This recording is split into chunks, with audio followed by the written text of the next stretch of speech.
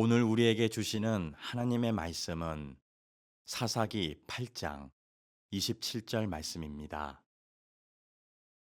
기드온이 그 금으로 에봇 하나를 만들어 자기의 성읍 오브라에 두었더니 온 이스라엘이 그것을 음란하게 위함으로 그것이 기드온과 그의 집에 올무가 되니라. 아멘. 며칠 전 러시아의 모스크바 한 식당에서 난투극이 벌어졌습니다. 중년의 운동선수 출신의 한 남자가 젊은이와 여러 사람을 집단으로 때리다가 안 되니까 총을 뽑아서 그 사람들을 쏘았습니다. 결국 경찰에 체포된 이 사람, 알고 봤더니 유명한 사람이었습니다. 이바노프라고 하는 러시아 출신의 유명한 복싱 선수 출신입니다. 2013년도에는 유럽 선수권 대회에서 챔피언을 지낸 바 있는 대단히 유명한 스포츠 스타입니다. 근데 이런 사람이 왜 길거리에서 싸움을 하고 난투극을 벌인 걸까? 경찰에 붙잡힌 이 이바노프가 이렇게 진술을 했답니다. 그래도 내가 유명한 챔피언인데 나를 못 알아본다는 게 말이 되냐? 내가 유명한 스포츠 스타인데 나를 못 알아보고 그래서 너무 화가 났다. 뭐 그런 것들이 발단이 돼서 이것저것 핑계를 대다가 이런 싸움이 벌어지고 난투극이 벌어졌다. 이렇게 진술을 했대요. 뭘 느끼세요? 야, 이 사람 굉장히 교만하구나, 이런 생각이 먼저 드실 거예요. 이 이바노프라는 선수가 제가 모르지만 아마 처음 권투를 할 때는 그러지 않았을 거예요. 무명의 선수고 1승이 간절하고 정말 선수로 데뷔하는 것 자체로도 고마웠겠죠. 그러나 커리어가 쌓이고 자기가 챔피언이 되고 유명해지고 사람들이 좋아하는 스타가 되니까 자기도 모르는 사이에 자신의 마음에 교만이 싹 텄을 것이다. 사실은 교만이라는 게 그냥 저나 여러분도 방치하면 누구든지 내 마음을 뒤덮는 게 교만입니다. 역사에 보면 이 교만을 그냥 방치하고 놔두었다가 망한 나라, 이 교만이라는 것 때문에 망한 인생, 가정 얼마나 많은지 몰라요. 그래서 현대인들은 늘 매일같이 자기한테 물어봐야 됩니다. 난 오늘도 지금 내 마음을 바르게 지키고 있는가? 아니면 잡초처럼 내 마음이 그 잡초로 뒤덮인 논밭처럼 교만의 잡초에 내 마음이 뒤덮여 있는 것은 아닐까? 어느덧 우리는 한 해의 끝자락쯤으로 달려가면서 올해 처음을 시작할 때 내 마음가짐과 지금 내 마음은 동일한가? 아니면 많이 변해 있는가? 변질되어 있는가? 이런 것들을 생각하면서 왜 우리가 교만하면 안 되는지, 그리고 이 교만의 문제와 날마다 어떻게 싸워서 이겨야 되는지, 이 주제를 가지고 오늘 이스라엘의 사사 중에 한 명이었던 기드온의 이야기를 전해드리려고 합니다. 기드온은 이스라엘 역사에 이스라엘이 미디안이라는 나라의 7년 지배를 받고 있을 때 하나님께서 그들을 건져내시기 위해서 선택한 인물이죠. 저는 늘 이 기드온을 묵상하면 기드온은 되게 소심한 사람이에요. 그렇게 리더가 되기에 성격적으로 활발하거나 적극적이고 자기를 표시하는 사람이 아닙니다. 그런데 소심하지만 하나님이 그런 그 사람을 한 나라의 지도자로 민족을 구하는 영웅으로 쓰시는 거예요. 기드온이 하나님 앞에 부름을 받고 당시에 그 미디안의 군대가 13만 5천 명이었는데 저들과 전쟁을 하려면 우리도 그만큼 군인이 있어야 되겠다. 그래서 기드온이 군인을 소집했을 때 처음에 3만 2천 명의 이스라엘 백성들이 군인이 되겠다고 자원을 합니다. 근데 하나님이 뭐라고 말씀하시느냐? 전쟁은 사람의 숫자를 가지고 하는 게 아니다. 그러니 너무 많은 사람 가지고 너희들의 힘으로 이겼다 하지 말고 300명이면 된다. 그래서 결국은 13만 5천 명을 상대로 300명이 전쟁을 해서 이기는 이야기예요. 우리나라에도 이순신 장군이 남은 배 12척을 가지고 명랑해전 뭐 이런 승리를 이루었던 우리 자랑스러운 스토리가 있듯이 이스라엘 사람들에게도 이 그 기드온의 얘기는 정말 우리처럼 긍지를 갖는 역사의 한 장면이에요. 자, 하나님께서 숫자로 전쟁하는 게 아니다. 하나님이 개입하시고 하나님이 어느 편에 서 있느냐가 전쟁의 승패라는 것을 역사에서 가르쳐 주는 거예요.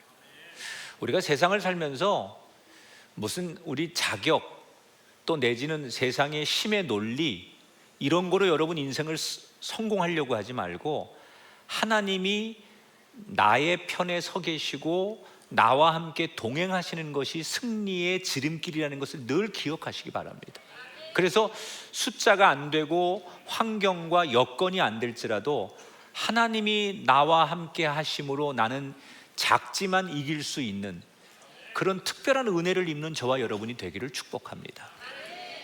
자, 이렇게 전쟁에서 기가 막힌 정말 승리를 거두고 그들이 이제 열렬히 환영을 받으면서 이스라엘로 돌아오는 이야기부터 오늘 성경이 시작돼요. 자, 기드온의 부대가 그 13만 5천 명을 대상으로 대승을 거두고 당당하게 개선을 합니다. 이때 많은 거리에 이스라엘 백성들이 쏟아져 나와서 기드온을 환영하는 거예요. 그러면서 많은 사람들이 엎드려서 너나 할 것 없이 기드온에게 뭐라고 부탁을 하느냐? 장군이시여, 우리를 다스려 주십시오. 우리를 지도해 주십시오. 그리고 고을의 수장들이 또는 유명한 사람들이 일반 백성들이 기드온 앞에서 무릎을 꿇고 우리를 지도하고 우리를 보호하고 우리를 다스려 달라는 거예요. 자, 사사시대라는 건 왕이 없던 시대를 말하는 거잖아요. 그러니까 이 백성들이 스스로 지금 기드온에게 뭘 부탁하는 거예요? 당신이 우리의 왕이 되어 주십시오. 그런 얘기예요. 그때 기드온의 반응이 뭔지 아십니까? 손사래를 치면서 무슨 말씀입니까? 이 땅을 여러분들을 다스릴 분은 오직 한 분, 하나님이십니다. 하나님께서 우리의 왕이 되시면 되지 어찌 나 같은 사람이 이 나라의 왕이 될 수 있겠습니까? 이렇게 정말 겸손한 거절을 합니다. 그런데 저는 그럴 자격이 못 됩니다. 하나님이 하셔야 됩니다. 이렇게 말을 하면서 그런데 제가 부탁 하나 해도 될까요? 그러면서 백성들에게 뭘 부탁하는 거예요. 뭘 부탁하느냐?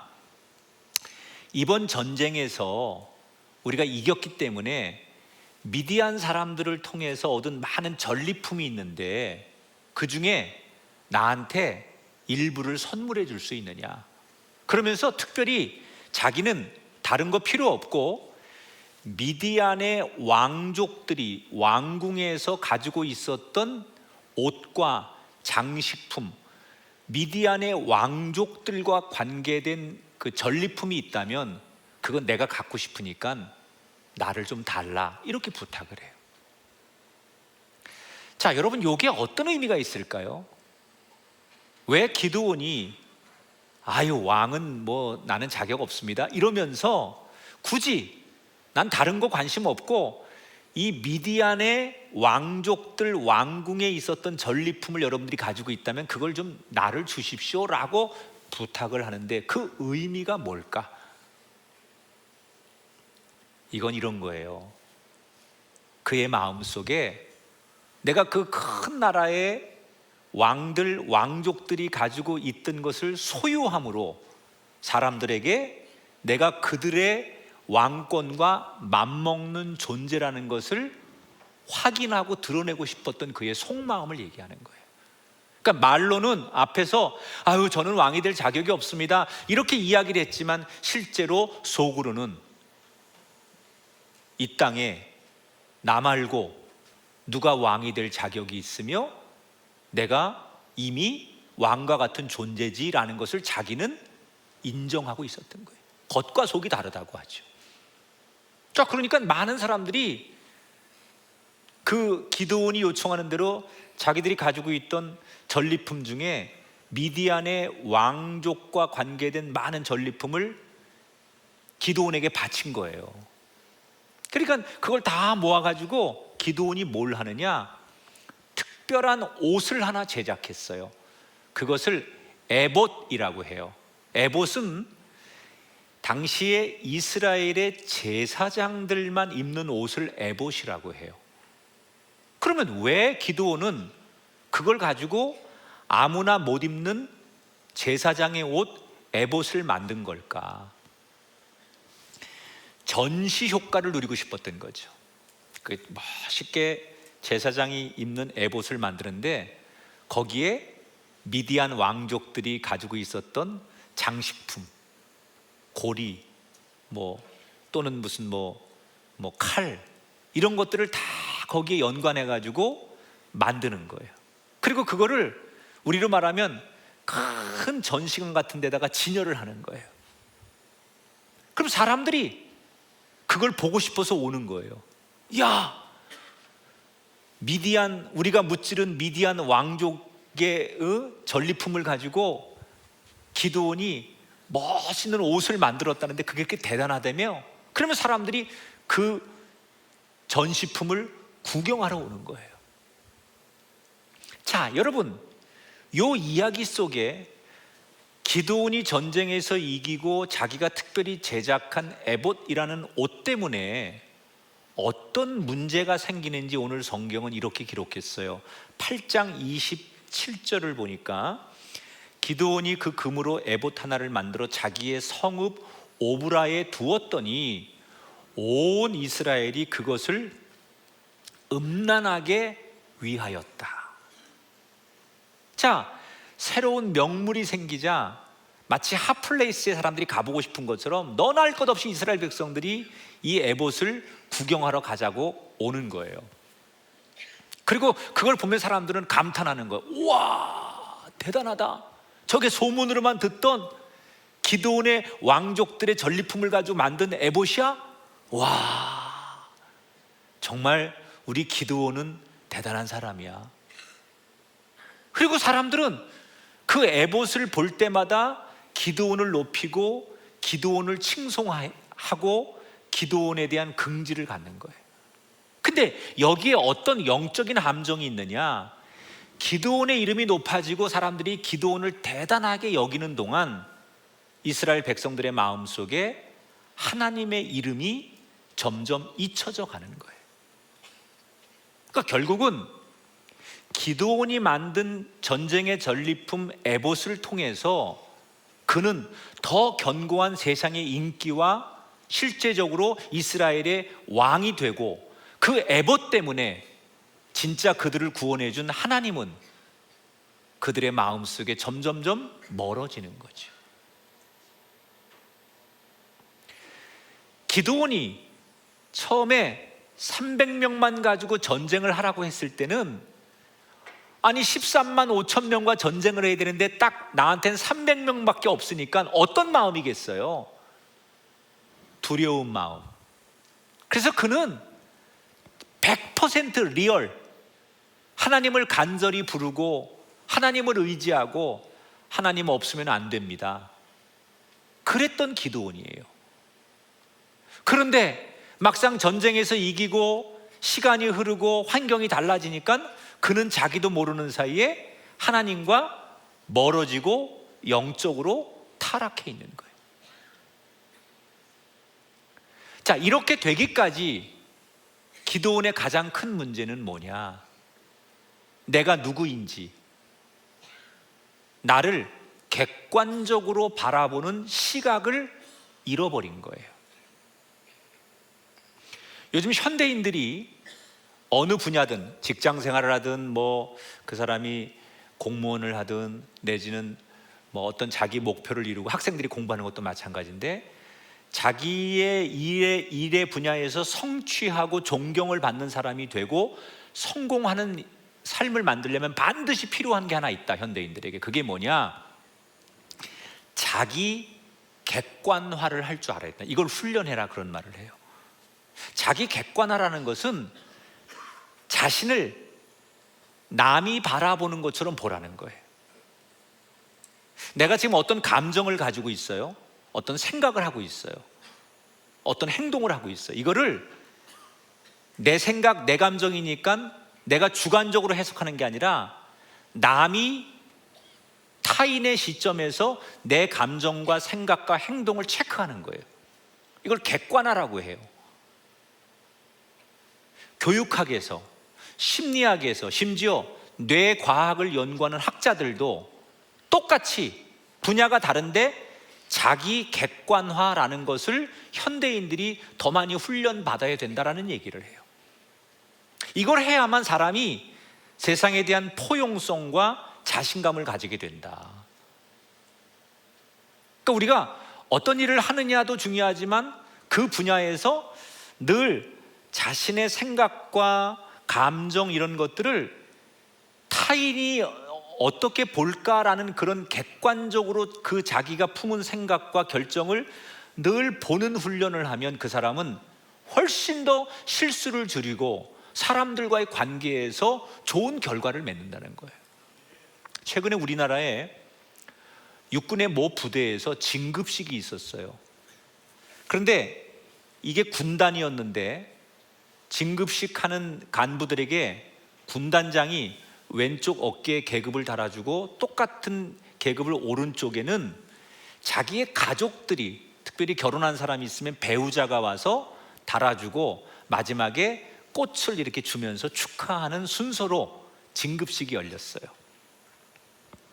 그런데 그날 진급자 중에 소령으로 진급하는 한 분이 무슨 사정이 있어서 가족이 참석을 못했대요. 그러니까 왼쪽 어깨에는 다른 사람들처럼 군단장이 나가서 계급을 달아주고 소령 계급을 달아주고 오른쪽은 가족이 못 왔으니 그 군대의 동료 중에 한 동료가 나가서 직접 계급장을 달아줬대요. 그리고 계급장을 달아주고 군단장과 그 동료가 단상을 내려갑니다. 그런데 잠시 뒤에 거기 있는 모든 사람들이 환호성을 지르고 깜짝 놀랄 만한 일이 벌어졌어요. 단상으로 내려간 줄 알았던 군단장이 다시 단상으로 올라오는데 그의 손에는 꽃이 들려 있는 거예요. 그 꽃을 가지고 소령으로 진급하는 부하에게 무릎을 딱 꿇고 축하한다고 꽃을 내밀었다는 거예요. 이때 거기에 있는 많은 군인들이 또는 그 진급식을 축하해 주려고 왔던 많은 가족들이 그 광경에 한박 웃음을 지으며 함성을 지르고 박수를 보내면서 그 진급식 장면이 너무나 감동적이었다는 거죠. 여러분, 이 군단장이 참 멋있지 않습니까? 여자분들은 지금 뭔 얘기를 하는 거야? 군단장은 뭐고 소령은 뭐야? 군단장은 별이 3개예요. 응? 별이 3개. 군대에서 별이 제일 높은 게 4개고 별이 3개면 엄청 높은 거예요. 이게 하여튼간 뭐 정말 군대에서는 정말 하늘 같은 위치예요. 그 소령은 일반 병사들보다는 뛰어난 지도자지만 이 군단장에 비하면 정말 아주 저 밑에 계급이죠. 그러니까 그 남자들은 그 계급의 차이를 아는데 지금 눈만 껌뻑껌뻑거리는 여자들은 제일 싫어하는 군대 얘기를 목사님도 하네. 자, 군단장이 그날 그런 행동을 할 수 있었던 이유는 뭘까? 그는 그런 생각을 했던 거예요. 오늘 나는 이 행사장의 조연이다. 만약에 그분이 평상시처럼 자기 주관적으로 자기를 보고 내가 군단장이라는 것을 주관적으로 생각했다면 이 부대에서는 내가 제일 높은 사람이고 나는 당연히 대접받아야 되고 부하들에게 나는 많은 혜택을 받아야 돼요. 그러면 내가 주인공이 되는 게 맞아요. 그런데 오늘은 내가 주인공이 아니라 진급하는 내 부하들이 주인공이고 그걸 축하해 주러 온 많은 손님들이 주인공이야. 이렇게 자기를 객관화하는 거예요. 그러니까 자기 위치가 보이는 거예요. 내가 별 3개 달고 나가서 어깨심 딱 주고 군기 잡는 군단장이 아니라 오늘은 나는 철저히 저들을 위한 조연이 돼야 된다. 그러니까 이분은 그 순간 자기 객관화를 잘했기 때문에 모든 사람들에게 존경받는 상관이 될 수 있었다는 거죠. 그런데 오늘 성경의 기드온은 뭐가 문제입니까? 자기 객관화가 무너진 거예요. 물론 기드온이 처음부터 그랬던 건 아니에요. 처음에는 하나님이 타작마당에서 겨우 밀이나 이렇게 추수하려고 하는 자기를 찾아오셨을 때 너무 두렵고 떨리고, 그리고 하나님이 강권해서 하나님 앞에 서긴 했지만 여전히 자기는 하나님 앞에 아무것도 아닌 하나님이 쓰신 일꾼이었죠. 그때까지만 해도 자기 자신을 객관적으로 보는 거예요. 그런데 전쟁에서 기가 막히게 승리를 하고 사람들이 자기를 최고라고 인정하고 박수와 환호를 보내니까 그렇게 시간이 지나면서부터 이 기드온은 자기 객관화의 뚝이 무너지기 시작한 거예요. 사람들이 환호하는 환호 소리에 구멍이 뚫리고 자신을 연호하는 칭송에 객관화의 뚝에 균열이 생기면서 어느 순간 그 뚝이 와르르 무너진 거예요. 그러면서 그는 그때부터 자기 주관화, 내 입장에서 나를 보는 거죠. 내가 이렇게 대단한 사람이구나. 사람들이 나를 이렇게 인정하는구나. 자기 주관화로 자기를 보니까 자기를 자랑하게 되고 사람들을 위해 나는 당연히 군림해야 되고, 그래서 그는 객관화의 뚝이 무너지면서 내가 왕이 돼야 되겠다라는 교만에 사로잡힌 거예요. 우리가 신앙생활을 하지만요, 그렇게 믿음 좋은 사람도, 과거에 어떤 강력한 하나님의 은혜를 체험했던 사람도 조금만 방심하면 우리 모두 기드온처럼 될 수 있다는 거예요. 우리가 성경에 그렇게 정말 훌륭하게 늘 설교하고 듣는 다윗도 그랬고 솔로몬도 그랬지 않습니까? 이 사람들이 문제는 뭐예요? 방심하니까.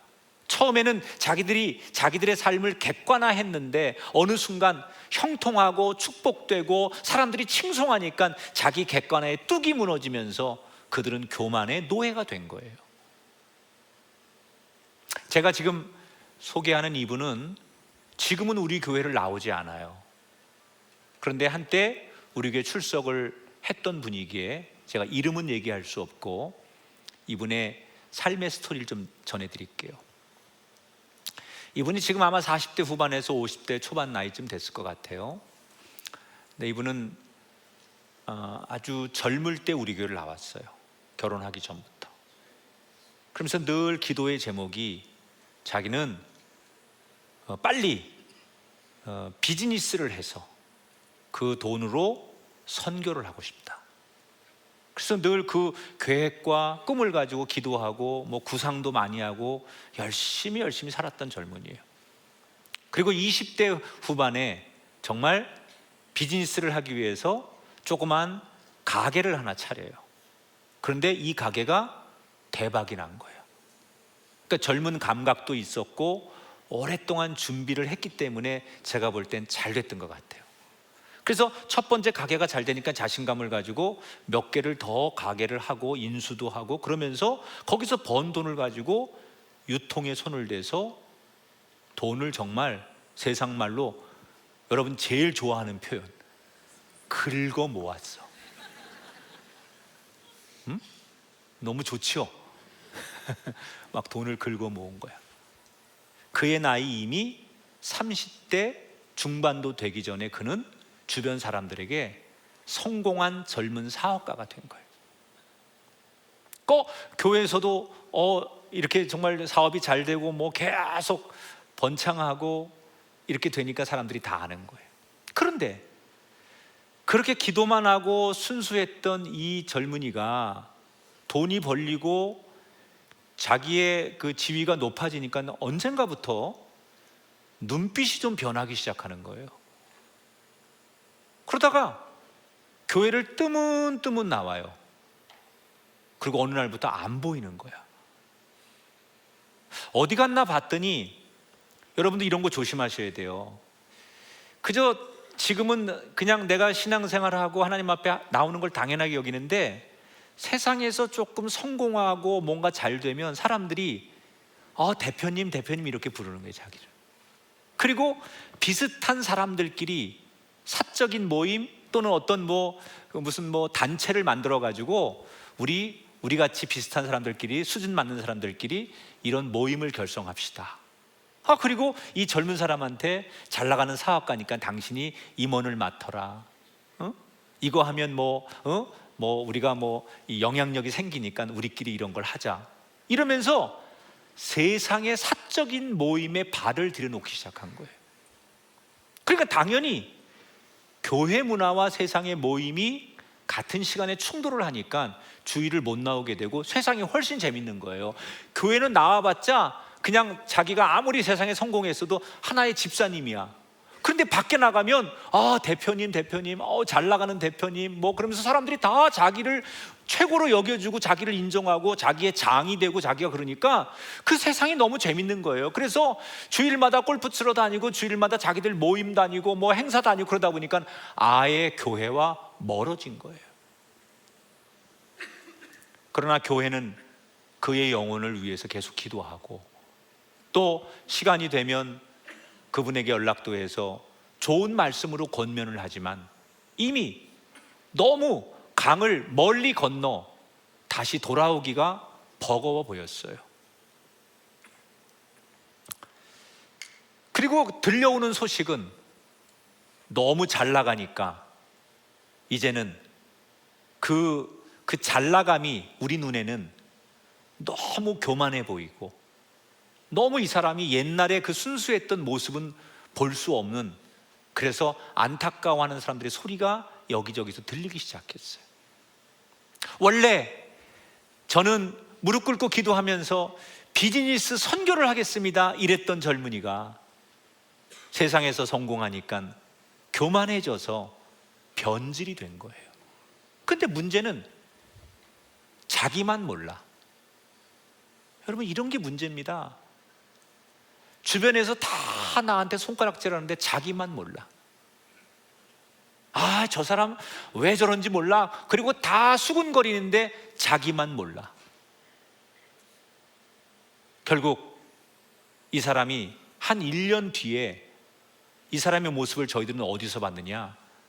TV에서 봤어요. 어느 날 뉴스에 도박을 하다가 일망타진하는 그런 장면이 나왔는데, 수갑을 차고 그 도박장에서 경찰한테 단속이 돼서 끌려가는 모습이 TV 뉴스에 나온 거예요. 그때부터 이분의 인생은 내리막을 걷는 거예요.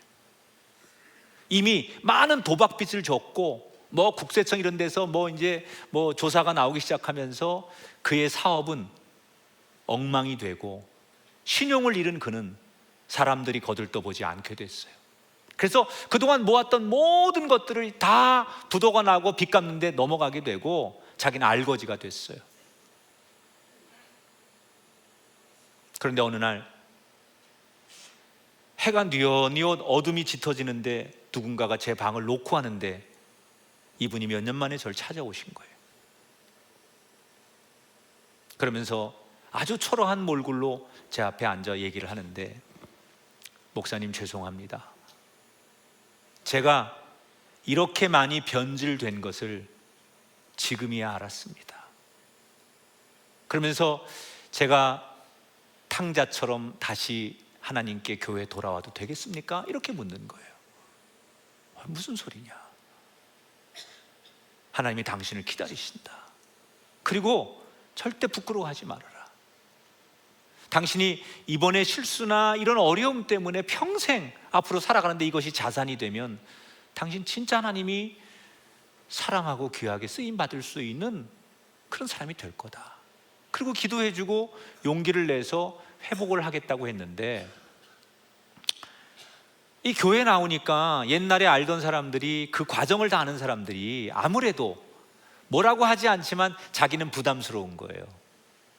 그래서 몇 번을 고민하다가 결국은 자기가 신앙생활 잘하고 싶은데 사람들이 자신을 바라보고 자신을 평가하고 또 자기도 그 사람들 속에 들어가는 게 너무 힘들어서 차라리 자기를 모르는 다른 교회 가서 신앙생활을 하고 싶다고.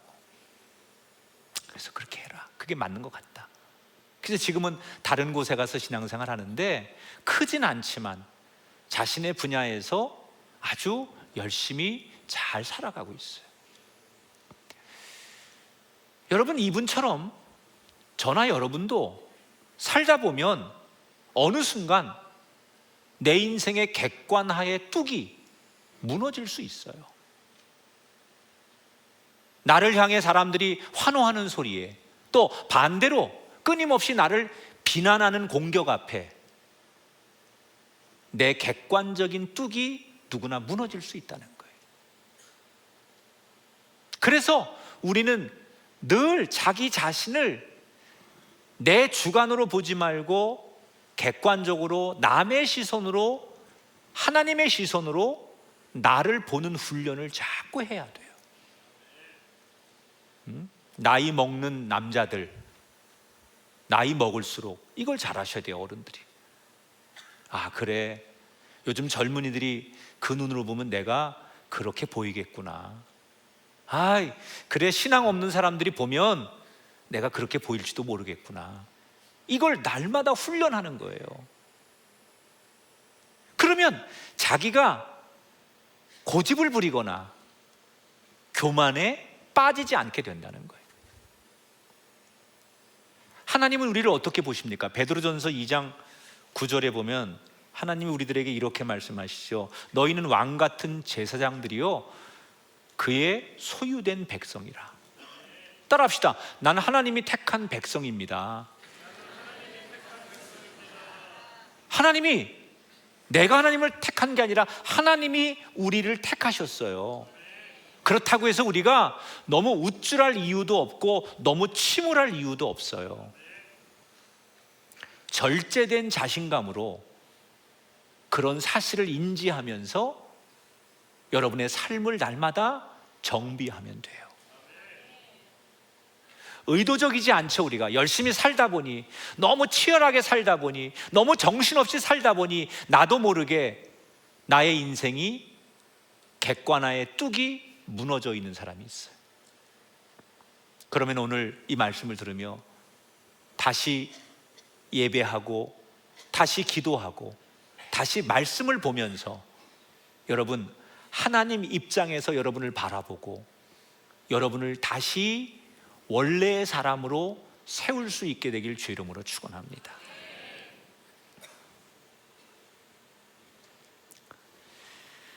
이렇게 사실 이스라엘 왕으로 군림한 기드온, 이 기드온의 여러 이야기 가운데 오늘 성경에 아주 재미있는, 딱 성경 요 구절을만 보면 기드온이 어떤 사람인지를 딱 표현하는 그 포인트가 있어요. 그래서 그 포인트를 좀 소개해 드릴게요. 8장 30절 31절인데 보세요.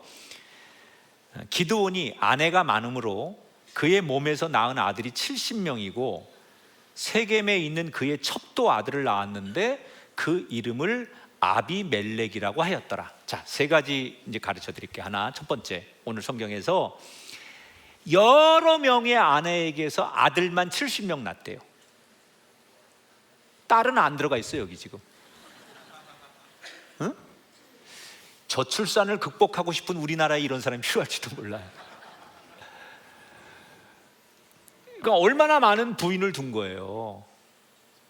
그렇게 살았다는 얘기예요, 지금. 두 번, 자기 하고 싶은 대로 산 거죠. 두 번째, 뭐라고 나와요? 첩을 두었다 그랬어요. 아니, 여러 명의 아내를 거느리고 70명의 아들까지 낳은 사람인데 무슨 또 첩이 필요해? 근데 성경에 첩도 두었대요. 이게 왜 이런 표현이 중요하냐면, 이 첩이라는 것은 율법에서 교제하거나 만나면 안 되는, 율법에서 금지하는 이방 여자를 말하는 거예요. 여기서는 가나안 여인을 말하는 거예요. 그러니까 지금 기드온이 하나님의 은혜를 받고 하나님 앞에 선택된 사람 아닙니까? 그런데 율법을 어겨가면서까지 마지막에는 자기가 하고 싶은 대로 산 사람이라는 얘기예요. 그걸 얘기하는 거예요. 그런데 그 첩을 통해서 낳은 아들 이름이 뭐라고요? 아비멜렉이에요. 아비멜렉. 이 아비멜렉이라는 뜻을 우리말로 풀이하면 내 아버지는 왕이야, 그런 뜻이에요. 아들 이름을 우리 아버지 왕이야, 이런 뜻으로 줬어요. 그러니까 아까까지만 해도 자기가 마음속으로, 겉으로는 겸손한 척하면서 마음속으로나 왕이 되고 싶은 마음이었었는데, 이제는 어떻게, 나중에는 아예 대놓고서 아들 이름을 그렇게 줘놓고서 내가 왕이야, 마지막에 그렇게 살았다는 얘기죠. 그래서 실제로 기드온은 이 말씀처럼 왕처럼 군림하다가 왕으로 나라를 다스리다가 그리고 죽어요. 그런데 그가 죽은 다음에 그가 구한 이스라엘 민족은 대혼란에 빠지게 됩니다. 왜냐?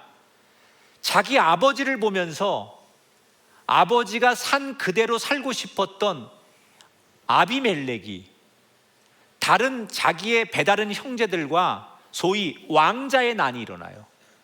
첩의 아들이 본처의 아들들을 다 죽이고 왕자의 난을 일으켜서 아비멜렉이 왕이 됩니다.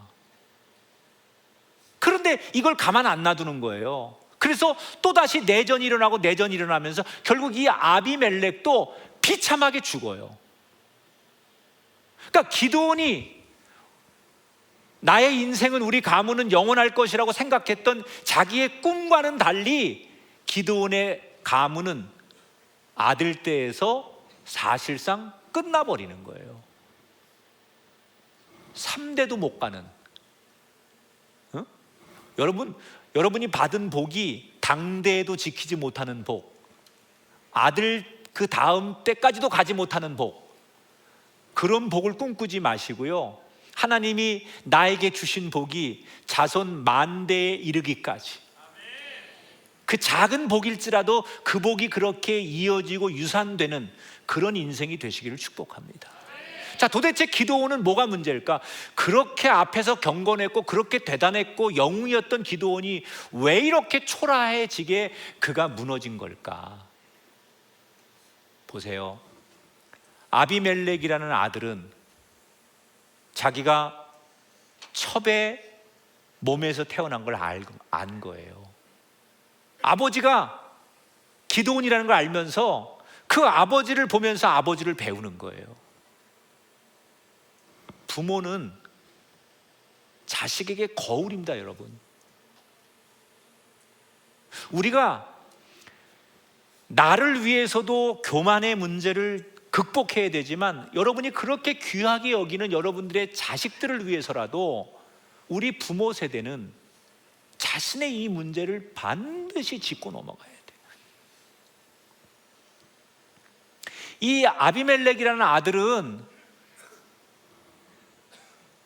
아버지를 보고, 아버지가 그렇게 욕망과 출세와 왕이 되려고 하는 끊임없는 욕정에 사로잡힌 것을 보고서 그대로 배우는 거예요. 여러분, 자녀들 앞에서는, 우린 절대로 자녀들 앞에서 돈 얘기 안 합니다. 우린 자녀들 앞에서 뭐 이런 부정적인 얘기 안 합니다. 아내도 다 알아. 애들이요, 밖에 나와서 우리 엄마는요, 우리 아빠하고 우리 엄마는 돈밖에 몰라요. 아유, 우리 아빠 교회에선 뭐 집사님이고 권사님이고 장로님인데요, 집에 오면요 맨날 술 먹고요. 애들이 다 알아요. 여러분, 그렇게 끔찍한 여러분의 자식들을 위해서 내 목숨도 내놓고 그렇게 고생해서 내 자식들 잘 되게 해주려고 뭔가를 평생 다 하는 분들이 그 자식들을 망하게 하는, 그 자식들이 그대로 전염되고 배울 수 있는 교만의 인생을 살면서 세상적으로 뭔가를 남겨주고 세상적으로 자식에게 잘해준다고 해서 나는 자식에게 정말 훌륭한 부모라는 그런 여러분 평가를 받을 수 있다고 생각하십니까? 최근에 뉴스에서 보셨죠? 초등학교 아이들끼리 축구를 하다가 싸웠대요. 그런데 한 아이 아빠가 와가지고 왜 싸우니? 그러고 뭐라고 얘기를 했는데 상대편 아이 아빠가 또 나타나가지고 왜 우리 아들한테 뭐라고 하냐고 그래가지고 어른 싸움이 됐는데, 그 가해자 아버지가 저는 뉴스를 잘 못 봤는데 뭐 운동선수인지 뭐 좀 이렇게 약간 뭐 세상에서 그러신 분인지 하여튼간 한쪽에 그 아이 아버지를 일방적으로 막 무참하게 폭행을 한 거예요. 사람들이 막 뜯어 말리는데 그 공원에 아이들이 다 있는데도. 그런데 문제는 그 막 일방적으로 때리는 그 가해자의 아버지 아이가 그 피해자의 아이한테 그 자리에서 야, 니네 아빠 우리 아빠한테 엄청 얻어맞네 막 그러면서 막 조롱하고 그걸 막 굉장히 그 아이한테 이중 피해를 줬다. 그러니까 모든 사람들이 보는 앞에서 그런 걸 보면서 사람들이 뭐라고 평가해요? 평상시에 그 가해자 아버지가 이 아이한테 뭘 가르쳤기에 그렇게 피가 나고 사람을 막 죽도록 때리는데, 그걸 보면서 어린 아이가 우리 아빠가 니네 아빠 이긴다고 그것만 가지고 통쾌하게 놀리는 아이를 보면서 평상시에 저 아이의 아버지는 아이한테 뭘 가르쳤을까? 여기 계신 아버지들 중에도 아마 그런 얘기 하시는 분이 옛날에 있었을지 몰라요. 야, 밖에 나가서 맞고 다니지 말고 돌멩이로 찍든지 뭐 몽둥이로 후려 패든지 아버지가 책임질 테니까 막 가서 맞지 말고 다녀. 뭐 이걸 되게 아버지가 남자답게 아이들을 키우는 거라고 착각하는 시대가 있었어요. 내 아이를 폭력적인 아이로 만드는 거예요.